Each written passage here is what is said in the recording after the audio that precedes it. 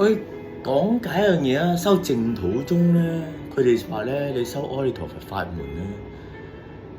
你聖咗果嘅時候，你可以完全選擇翻嚟去普度眾生嘅，其實某程度上係咁樣。咁嘅時候就係、喺佛教裏邊就係講一班人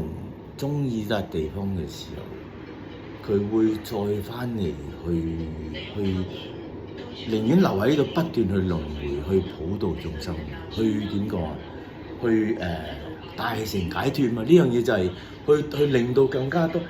地獄不空，誓不成佛，或者去令到呢個地方去更加個美好嘅世界，去幫助更加多嘅人。呢、個就係點講咧？某程度上一個大乘願嚟㗎嘛。佢就係去喺個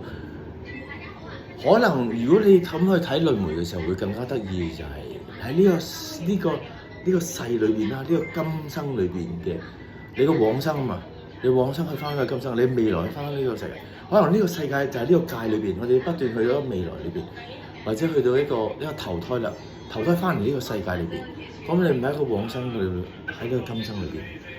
即係往生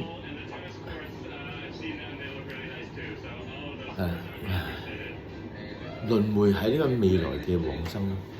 往生嘅今生係咁嘅時候就係話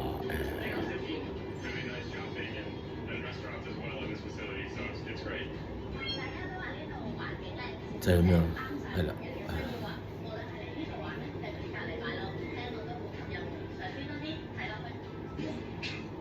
往生嘅前生係咯，佢會往就係輪迴，就係去到往生裏邊嘅前生，咁就翻嚟。不斷都係呢笪地方不斷向前行嘅，咁去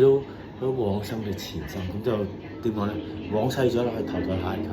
翻返去呢度就係前生嘅地方，不斷咁去接住咁去接力，係一班願意去同呢度嘅人去不斷係去結緣嘅人啊嘛，去結緣，去結佢嘅緣，去令到呢度更加美好嘅地方，呢個大乘願嘅嘢咯。